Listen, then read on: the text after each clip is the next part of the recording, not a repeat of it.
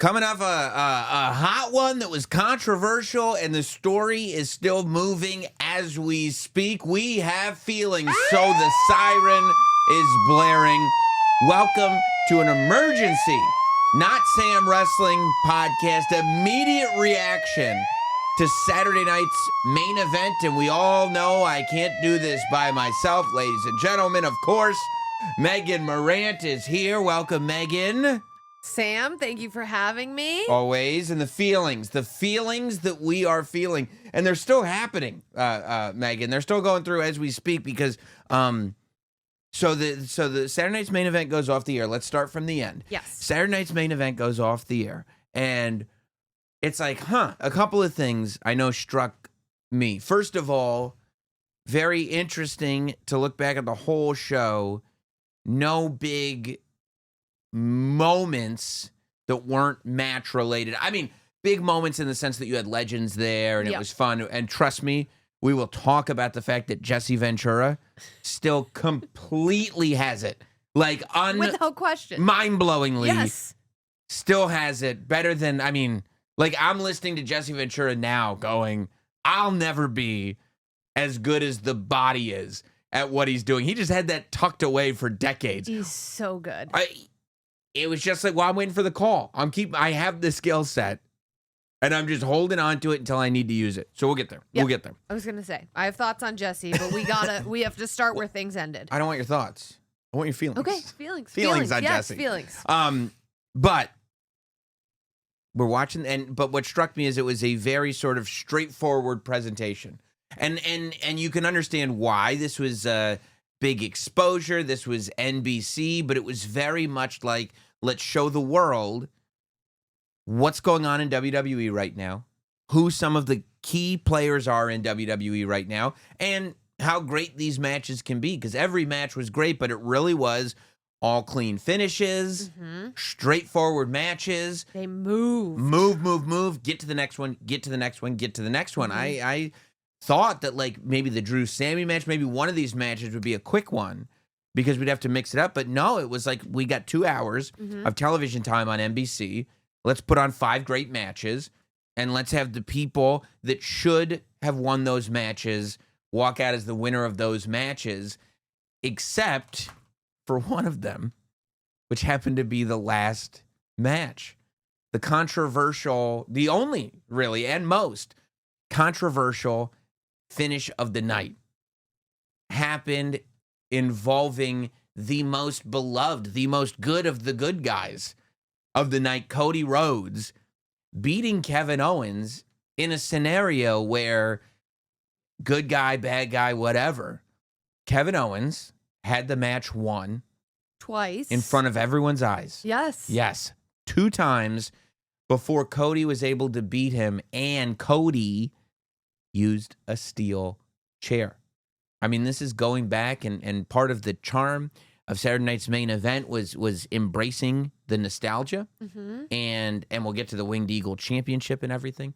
But going back and watching the old Saturday night's main events that I was watching as I was getting excited about this one, there were so many of these moments and matches that took place on Saturday night's main event. But when you go back, it's these very traditional, straightforward roles. And what we got here was one of those moments. And Hulk Hogan, during his run, had some of these. You know, you go back and Saturday night's main event was a big place for the Mega Powers. You know, Hogan and Macho kind of meeting together and shaking hands happened on Saturday night's main event. But Hogan and Macho completely falling apart also happened either on Saturday night's main event or the main event, whatever it was.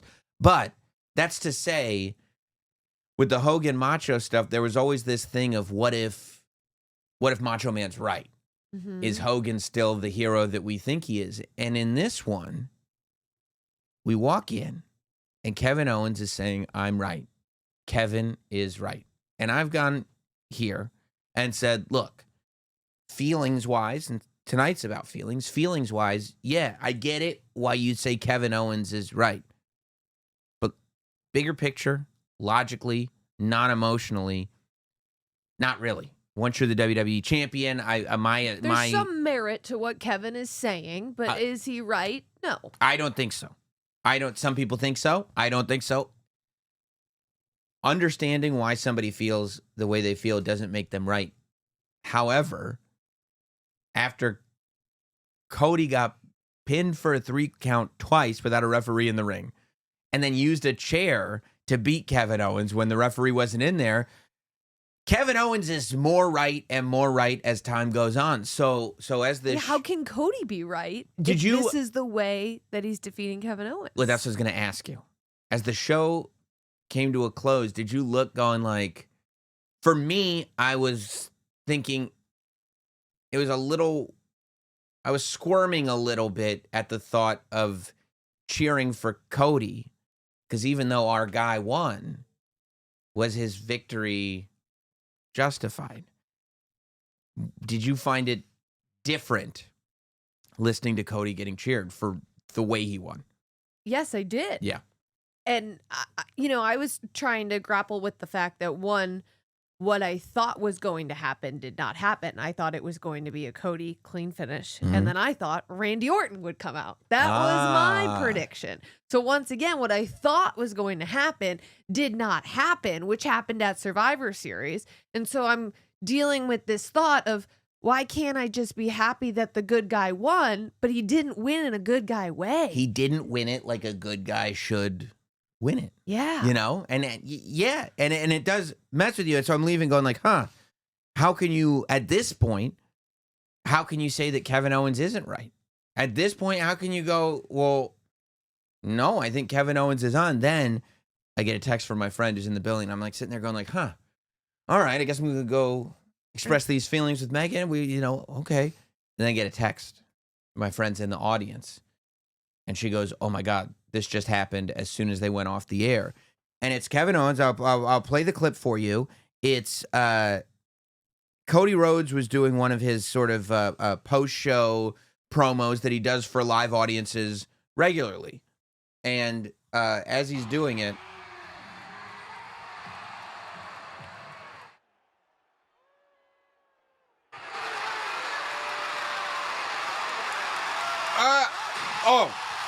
it's so crazy to see that Kevin Owens sneaks up from behind Cody Rhodes and straight up drops him with a package pile driver, which is even more devastating. This all started with Cody because of what Kevin did to Randy Orton. And that was just a pile driver. This is a package pile driver. Mm-hmm. Now, when Kevin Owens was not in the WWE, the package pile driver was his move. I mean, this was something that he did. But also when Kevin Owens wasn't in the WWE, I mean, his whole way of being was this sort of no friends, purely business, but in a very evil way. Like he wanted to end people.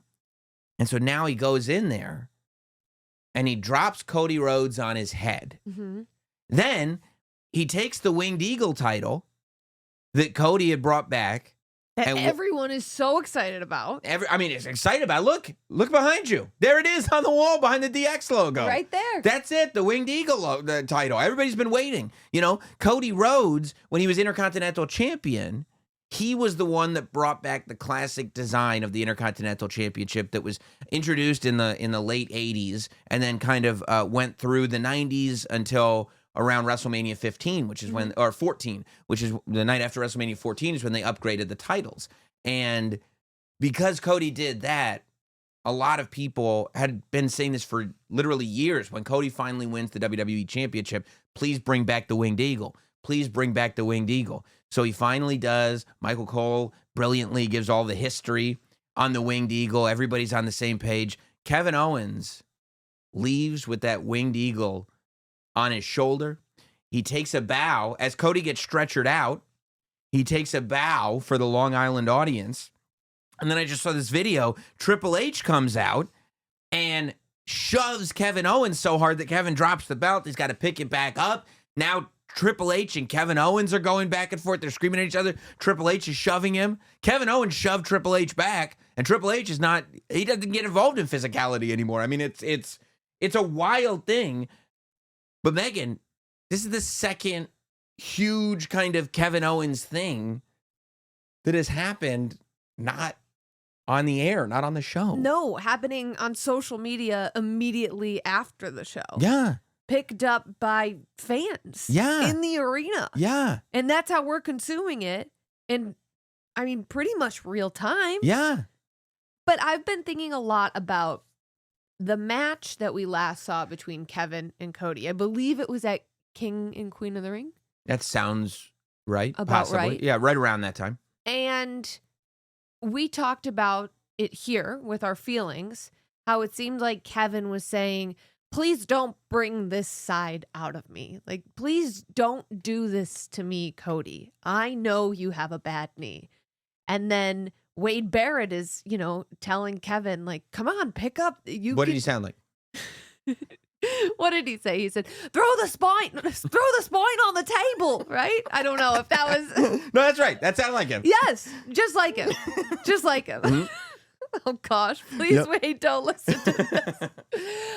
And Kevin's like, don't tell me to do this. I don't want to awaken these demons. I don't want to awaken the Kevin Owens that you just told us all about. Yeah. The Kevin Owens that had no friends. The Kevin Owens that hits package pile drivers. Yeah, that's it. That's the one. That is the one that's been awoken. And that is the one that we are seeing throughout his time in WWE now. And what a journey it's been from King and Queen of the Ring that wasn't all that long ago to now this is full-blown Kevin Owens all the time. Yeah, I mean, it's barely, and I'm going to keep calling him Kevin Owens out of respect, but there was a different name that he went by that this appears more like that one. However, all that said, it also goes back to Randy Orton saying, I want a match with Kevin Owens. Mm-hmm.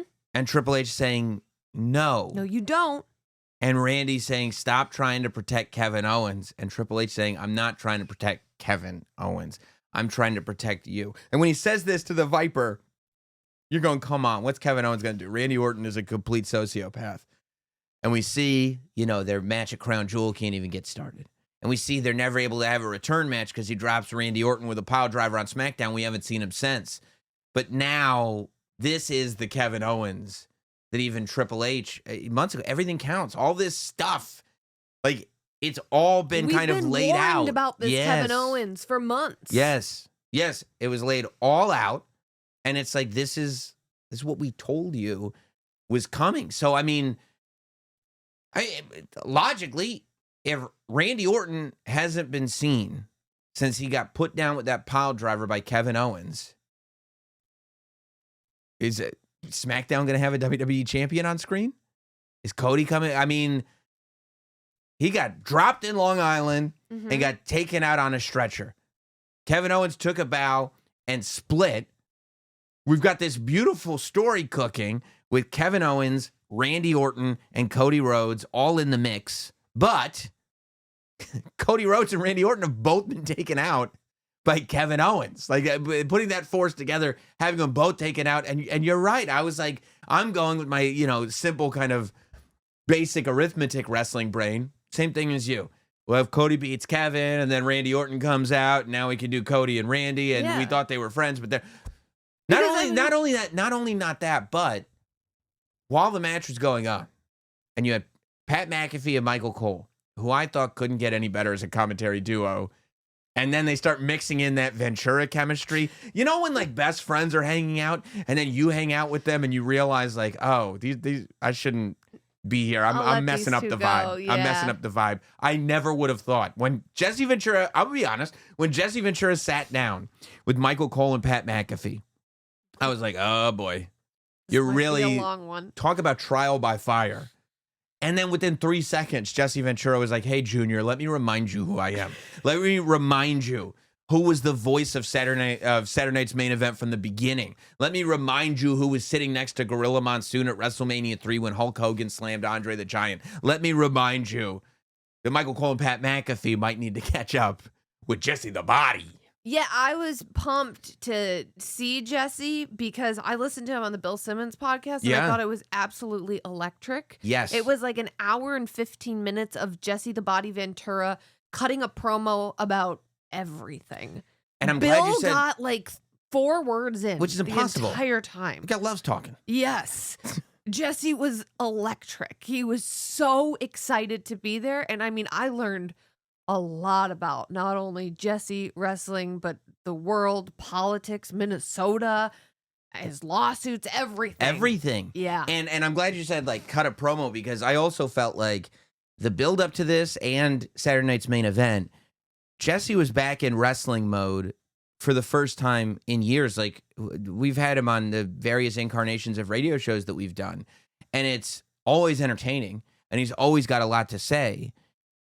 But we're talking to Jesse Ventura. This isn't Jesse the Body Ventura. This isn't, and so I had thought that he had, once he, became the governor of Minnesota, he had left the wrestling part of him in the past. Oh, no. I didn't realize he's got a back pocket.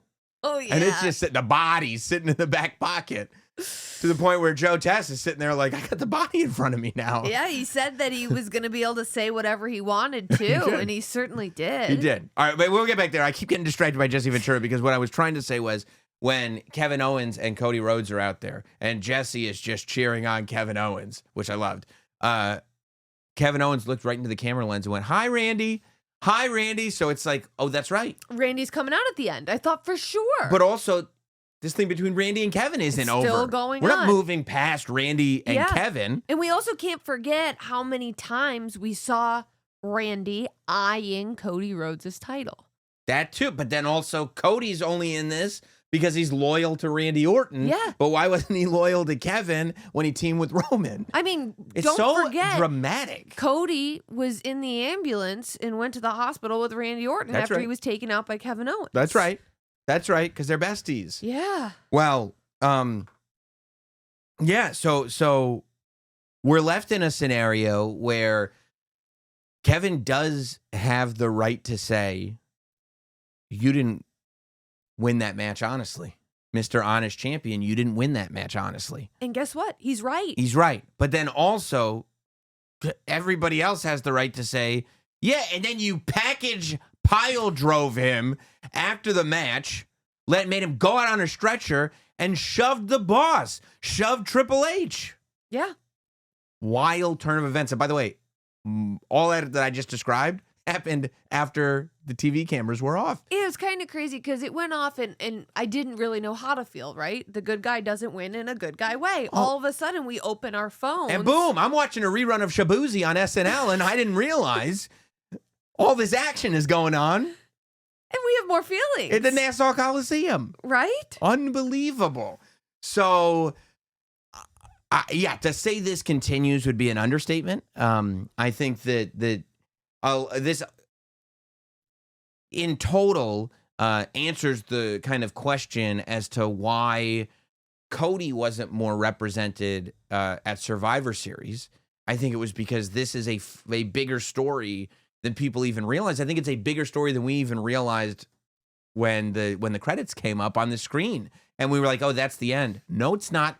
The story's way bigger than that. So to get the Bloodline story and this story and cram it all in, I think would not have done either of those stories any service whatsoever. Also, this story is sort of related to the Bloodline story, just a Everything little bit. is. Everything All is. roads. You don't make history like No pun that. intended.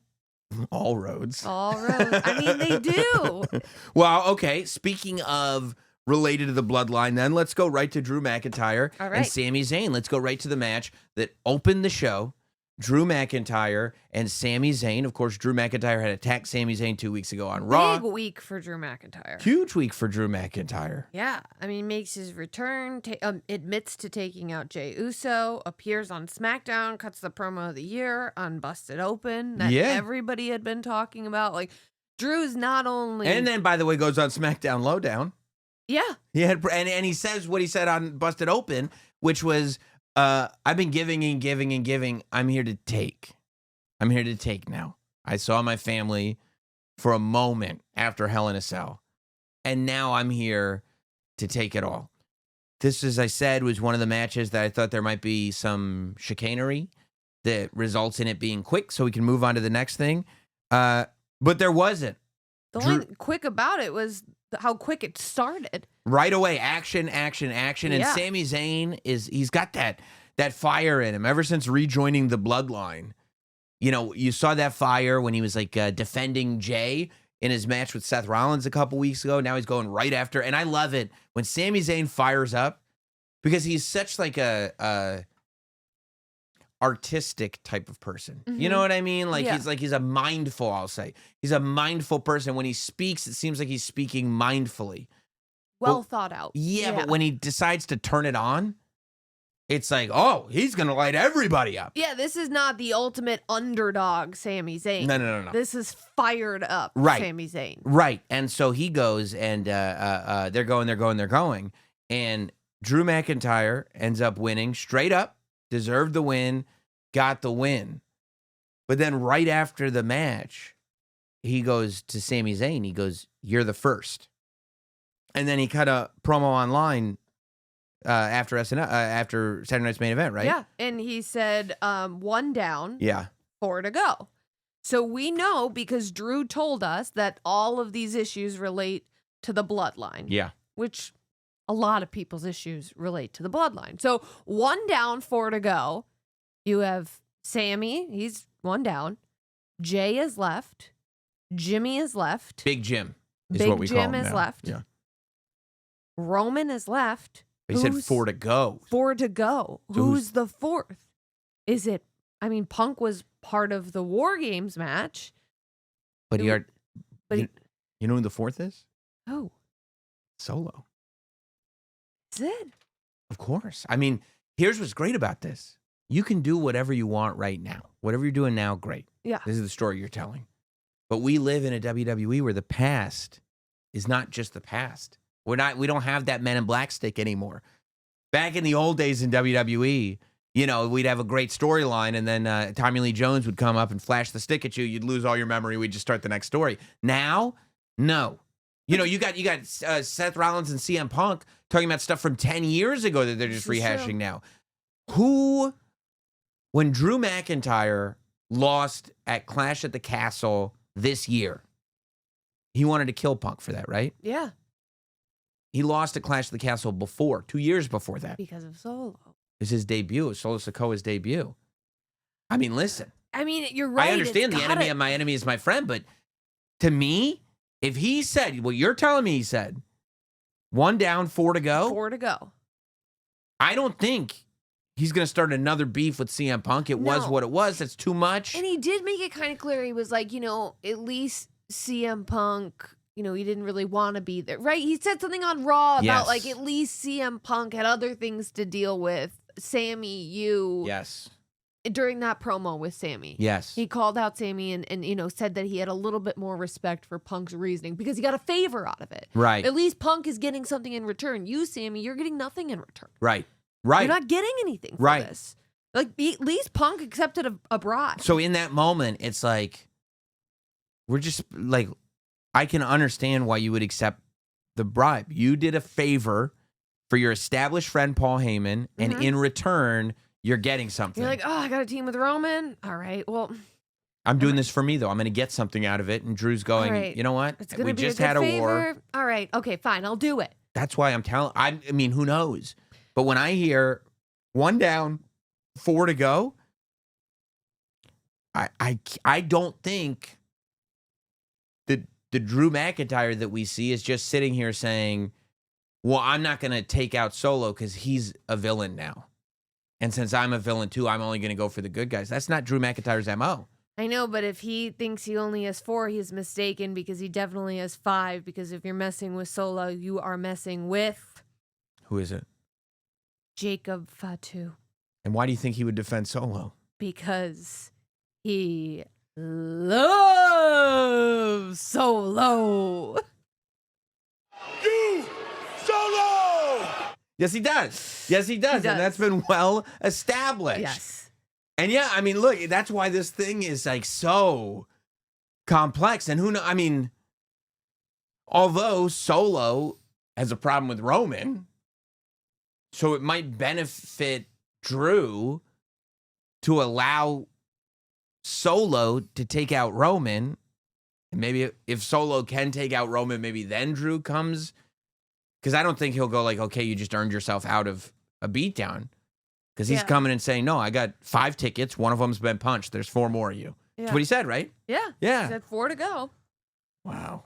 This Drew McIntyre thing, I did not think, I thought there was a risk, and we'll talk about, I think, Drew a lot on the Monday show, but I thought there was a risk when Drew just had such a hot rivalry with CM Punk that had so much depth to it.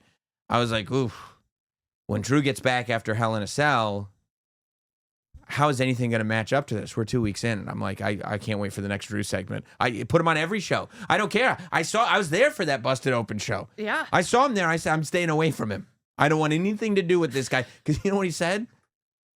You know what? I know what he said.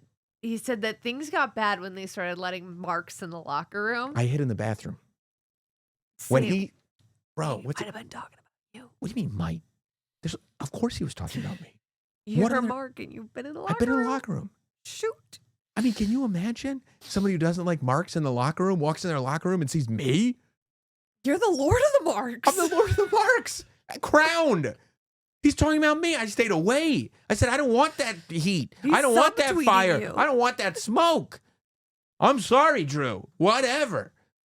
Cody Rhodes going on Flagrant Podcast. Drew McIntyre's going on Busted Open. I mean, that's why I stay in the basement. This is why I stay can't right leave. here. He's talking about me. He's in marks in the locker room. Direct shot. I tell you. You have people coming after you. Keep me in Stanford. Don't put me on the road It again. is kind of crazy though when you think about Drew McIntyre, right? It's like, oh, he has this Punk storyline so good, and now he's back, and what happens? But it was like even leading into the Punk thing, I always thought, we're gonna get Seth Punk. That's the match. It's Seth Punk, and we're gonna get that eventually. And when it was Drew Punk, I was like, oh, but this is just getting us to Seth Punk.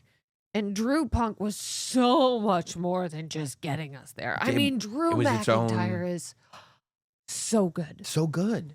So good. And I want to put that on the record. Superstar of the year. I for said, by the 2024. way, I said he was. People don't ever hear the nice things. I said that. And there's even a clip of it on Instagram and everything. So you know it's official. I said MVP of 2024 is Drew McIntyre. I agree with you. Unless I'm the mark that he was talking about, in which case, You rescind it. I rescind it. I give it to Dominic Mysterio if that's the case. Okay? Really going, stepping outside of the box there. Well, he was second place. All right, And it was close.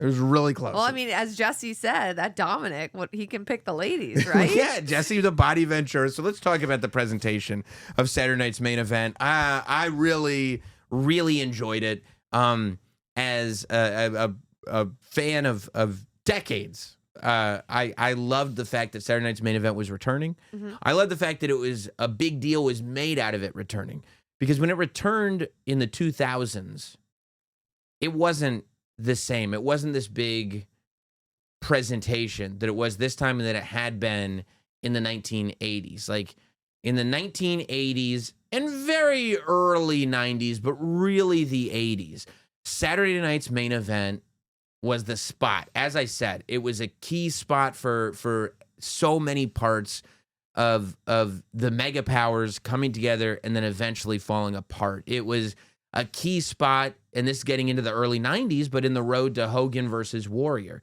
It was the spot where Mr. Perfect smashed Hulk Hogan's WWE Championship, the Winged Eagle Championship, by the way. It was the spot where so many, I mean, one of the greatest angles of all time. Wait till you hear this, Megan. I don't know if you heard about this one. Andre the Giant. I've heard of him. Yeah, big guy. Yeah. Faced Hulk Hogan, right, on Saturday night's main event. Andre the Giant, and they're in there with a referee, Dave Hebner, okay? Okay. We can all trust Dave Hebner. Andre the Giant covers Hulk Hogan. Quick count, 1, 2, 3. Andre the Giant wins the title from Hulk Hogan. And Hulk Hogan goes, you got to be kidding me. Dave Hebner. Then Andre the Giant presents the title to the $1 Million Man, Ted DiBiase. Oh. Because the $1 Million Man, Ted DiBiase, had purchased the rights to the WWE Championship should Andre the Giant win it. We didn't realize how deep Ted DiBiase's pockets were, because all of a sudden, running down the aisle is Dave Hebner. Dave Hebner is in the ring. It was the greatest thing ever. nobody knew they were twins. There were two Hefners. So like you're sitting there and these two referees that look exactly alike are arguing back and forth, and Hulk Hogan's trying to figure out which one is the evil Hefner and which one is the good Hefner. Oh, that's great. At first they said that Ted DiBiase had hired somebody to get plastic surgery to look just like Dave Hebner. He's got deep pockets. He does. And then I think the story updated to he found out there was a twin or something like that. I don't know. But it was one of the greatest angles ever done because it was like... And it was on Saturday night's main And it was event. on Saturday night's main event. So like there's so many great memories of this show. And Well, I really like the placement specifically of this Saturday night's main event as it relates to the calendar and what's on television right now. Because WWE is so hot right now. We know that because we watch the product. I cancel. But this So is hot their right now. opportunity to be on NBC, a national audience, which they always have a national audience, but it NBC's is big. different when it is NBC. Network.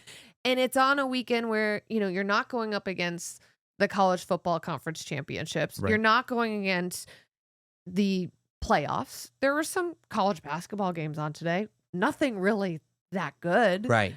But you have a prime window. You're going up against what? The Heisman Trophy presentation that no Come on. one's really going to watch. Come on. You're going to have eyeballs on this show that you don't typically get on a wrestling show. So I love that they did it on this weekend. Mhm. And then also everybody I talk to, it's like, if you talk to someone who's nostalgic about wrestling, Yes. they bring up Saturday night's main event. So it's something that if you were flipping through the channels and you saw it, you said, oh, I got nothing else to watch tonight. Let me watch this. And I think they did such a good job of because nostalgia is a tricky thing. Mm-hmm. It's easy to get drunk off nostalgia because it's so fun and it's so great. But if people don't share the exact same nostalgia as you, it can get to a point where it's like, who are we doing this for? We're just doing this for ourselves. And I thought they found that amazing line, right? They had I thought the intro was great. That started with the old Saturday Night's Main Event intro on what looked like the VHS, and then it blew up, and they used the modern superstars, but with kind of retro graphics. Mm-hmm. They came in, they had that really great entranceway that resembled the entranceway that the WWE had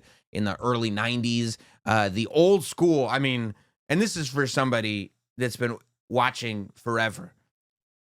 I got a feeling when I saw the old school steel guardrails. Oh. Like there are just so many memories that I have of watching wrestling with the old school steel, fence guardrails Mhm. that I was like, I can't believe the fenced guardrails are back. Seeing Tess and Jesse the Body at that podium in what they call, I believe, the Okerlund position, Yep. because that's where Mean Gene would be to do a special interview or whatever it was, and to see them kind of be in that host spot, to see the entrance to be so scaled down, and it's just this narrow entryways they come to the ring. The fans are on top of the superstars, Yes. which is great. I watched the first ever Saturday night's main event yesterday heading into this one, and one thing I noticed in the entrances, it was like security is behind the superstars, and they had that. Yeah, it was awesome. Which I like too. It was awesome. The referees were in their blue shirts with the black it was bow just ties. enough, right? Yeah, it was the red, white, and blue ropes. But at the same time, right, once you got there, production elements were all modern. Yeah. The graphics on the rails by ringside were all modern. The LED corner post. So if you're flipping around and you're nostalgic, there is that sense of familiarity. But if you're flipping around and you're not, it's still like, it looks like something that fits in the modern day. And I think that they found the right balance. And I hope that this is the look of Saturday night's main event, that it's the thing where if you're an old school fan, there's so many Easter eggs to appreciate. But if you're not, I love the new fans. Mhm. I love the idea of a show like this coming on and it makes a new fan, that they're watching it, and it's got to look like something of today. It's got to look like something on kind of the height of modern media, and it did. And I was very happy about that, because I was worried about both, to tell you the truth, about it not being old school enough and about it being too old school, and I think they found the line. I think it was great. I think I love the timing and the pacing of it too. I didn't realize until today Yeah. that it was a 2-hour show with commercials. Boom, boom, boom, boom. I'm like, oh, wow, they're going to have to get through this. And I thought it moved well, and it showcased if the goal is, now we're on NBC for these 4 shows a year, and we're going to have different eyeballs on this.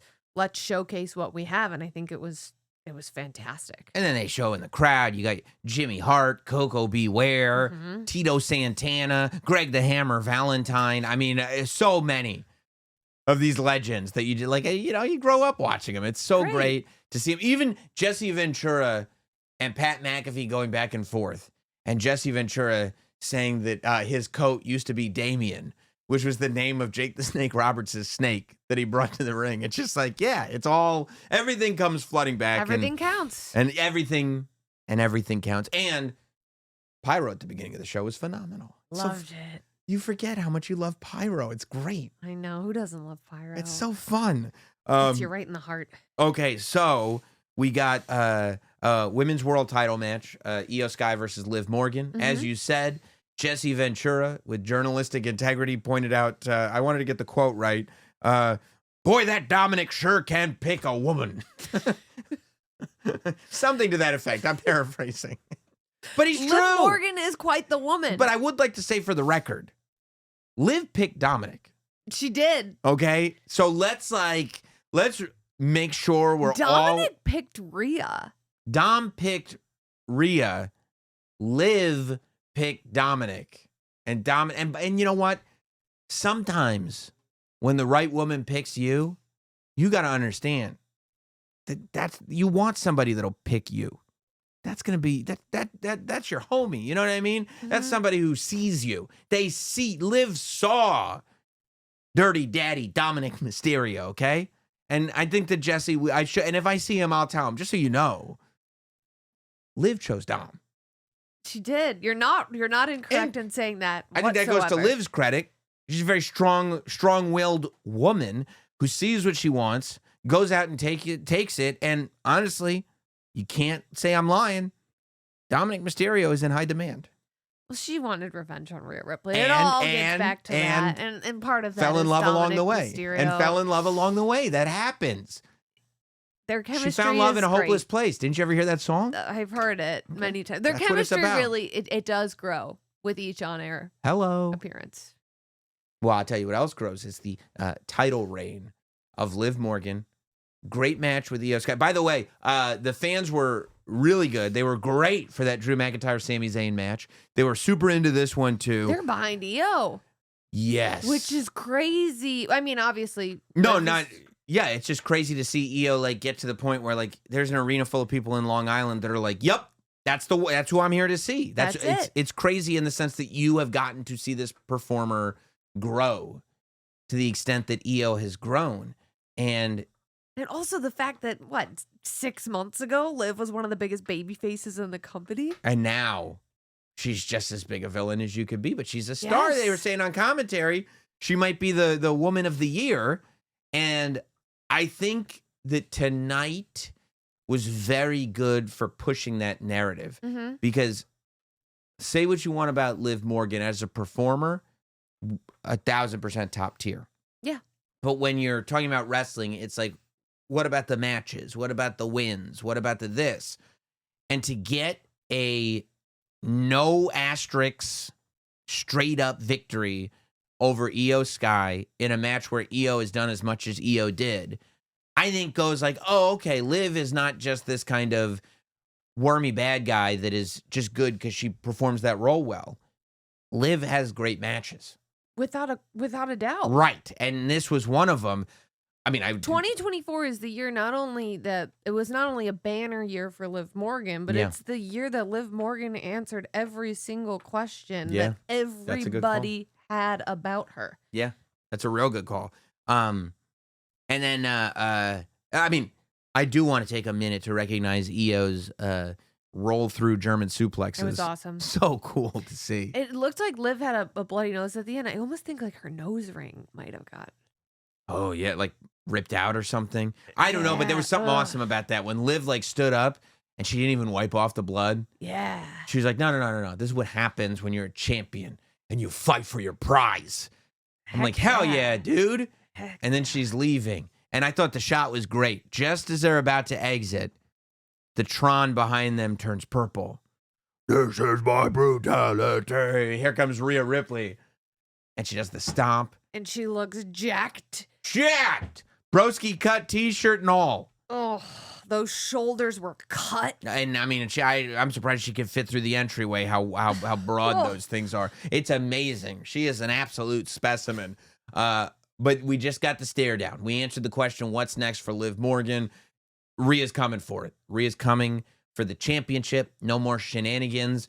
But what's interesting is, I feel like when Rhea went away, it was like, of course she's going to beat Liv Morgan. Liv Morgan exists to be served on a platter to Rhea Ripley. I'm not sure. That's it. I'm not sure right now. I think the general consensus was Liv Morgan is here to be an opponent for Rhea Ripley. She will lose, and Rhea will continue to dominate. I think in April, beginning of April, specifically WrestleMania, who would you have told me was going to be the Woman of the Year? Rhea Ripley. Guess Even what? kind of at SummerSlam, right? Like Liv turns at SummerSlam. That's like when we see Liv and Dom officially unite as a couple. But even since then, I don't want to say I doubted Liv in any way. But Liv at SummerSlam was not Liv who she is now.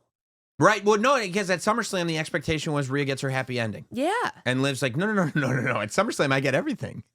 That's it. All of it. That's when the World Tour began. And you're like, boom. Yeah, the second World Tour. Yeah, the Revenge Tour and then the World Tour. Right. This is now now we're on the victory lap. Yeah. Yeah.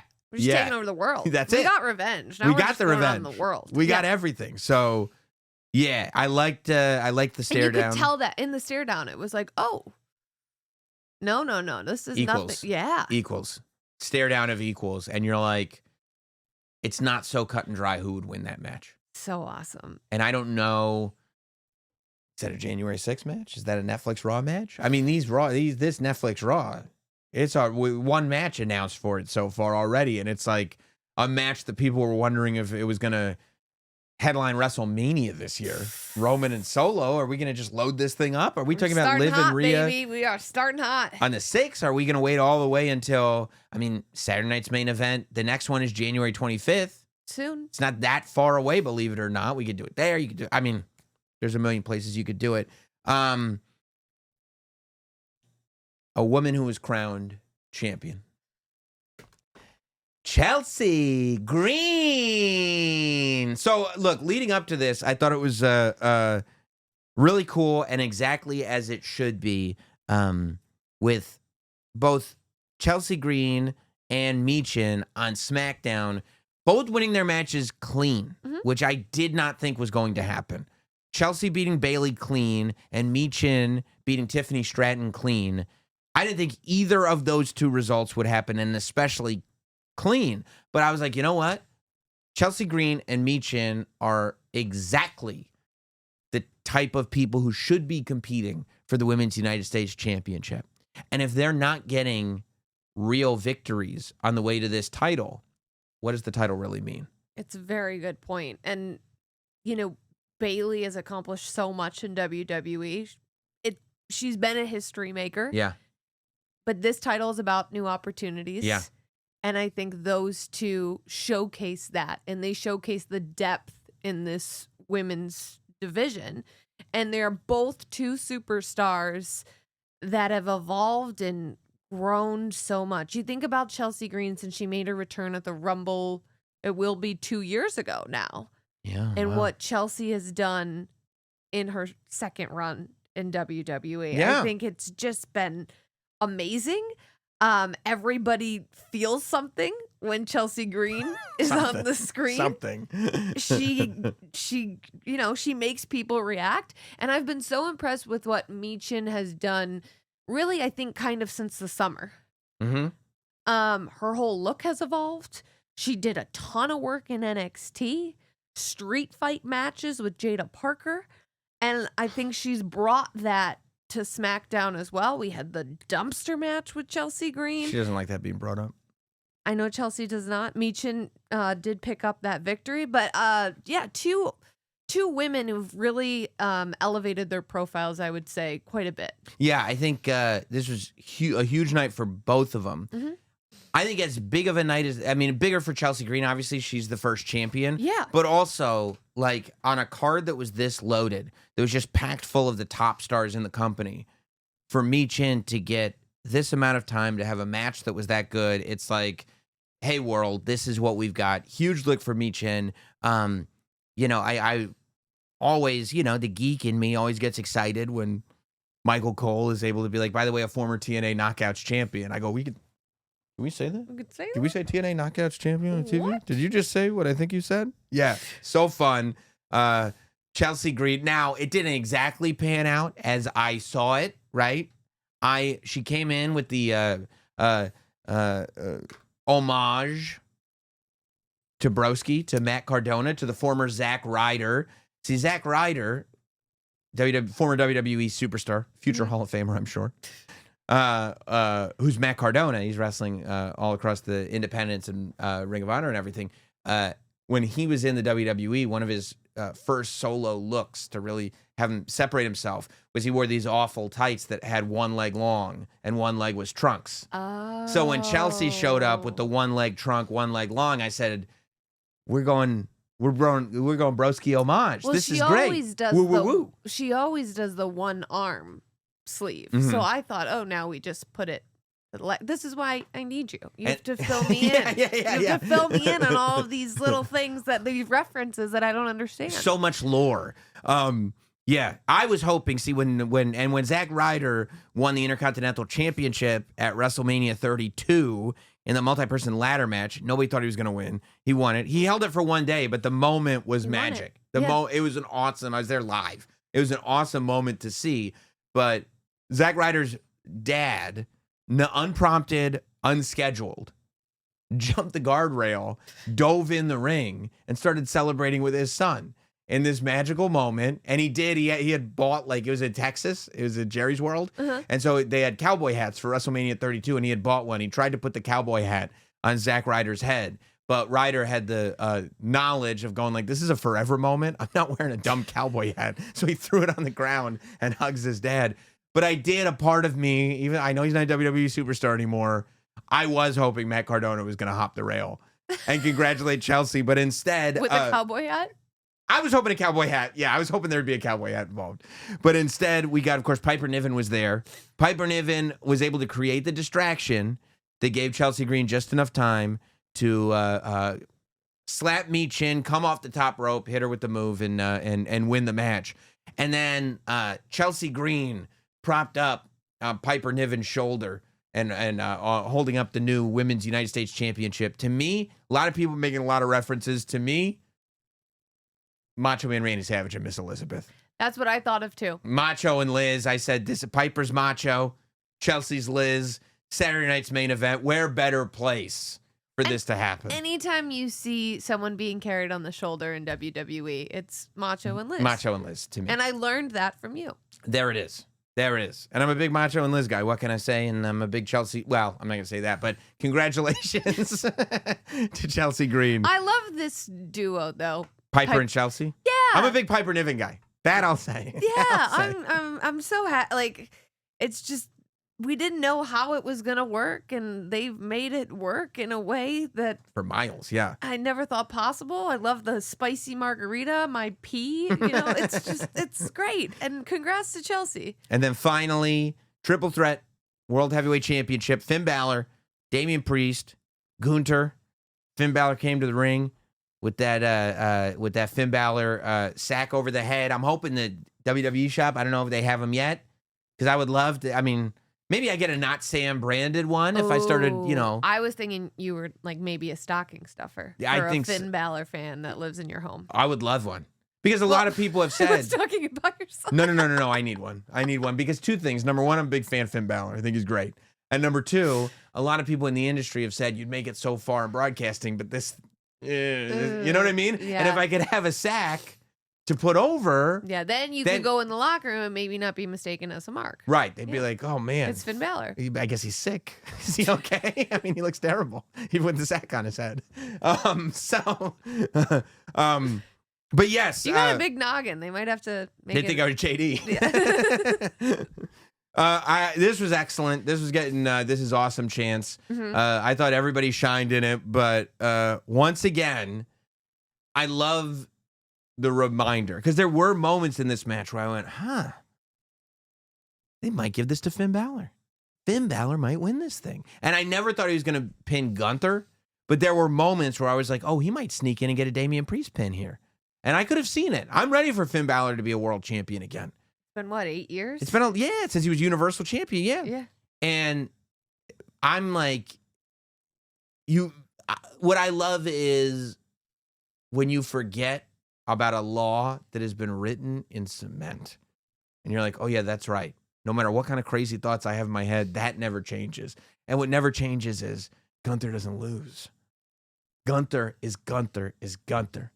And what I liked about this is triple threat allows you to kind of get out of a lot of stuff. It allows you to win a match and still have somebody say, well, I didn't really lose the match, right? Everybody can save face. Or you can do what Gunther did, which is have a clean-cut victory over both guys. Gunther, I mean, that powerbomb where he like held him and that brought him up, that almost delayed powerbomb, laid out Damian Priest on the steel steps, then got in the ring, hit Finn Balor in the chest with the 2 boots, powerbomb and pin, 1, 2, 3, and it's like, oh yeah, that's right. Death, taxes, Gunther is your world champion. And that's how he had to win, right? Yes. He wasn't going to take out just one. Yes. He had to take out both. He had to take out both to prove to the world, like, this is where we're at. And I thought he did. Yeah, so I mean, that was the show. I mean, I'm almost like wondering if anything is broken. I know. Did we have any update on the altercation that went down at the Nassau Coliseum? Oh, this is so funny. I'm just getting texted. This is from like 20 minutes ago. Hunter came out. They were shoving. Best time. OMG. Twitter's blowing up. It's. Well, there's an now exclusive from the official WWE account. An exclusive video of what had happened. Oh, we got the TV feed. Yes. Hey, man. The world is going to be talking about it, and they should be talking about it. What a night. Saturday night's main event is back. It's in the books. I'm thrilled. We've got Netflix Raw next. It's in like 3 weeks. Then we got another Saturday night's main event on the 25th of January in San Antonio, Texas. Then we're on, baby. A week after that is the Royal Rumble. We are on the road to WrestleMania. Yeah.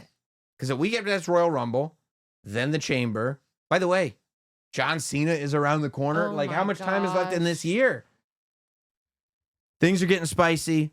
Appreciate you guys for hanging with us here as we broke down all these feelings of ours. We keep saying let them cook, but the meals are all pretty good. The meals are all pretty, even when the show's over and you're like, huh, I don't know. Oh, that all happened? Check the internet. Amazing. Amazing time. Thank you as always, Megan. Thank you, Sam. We'll see you all very soon. Don't forget to subscribe to the channel. Hit like and comment if you're watching on YouTube. And Monday morning, the new episode of Notsam Wrestling will be up. We'll see you then.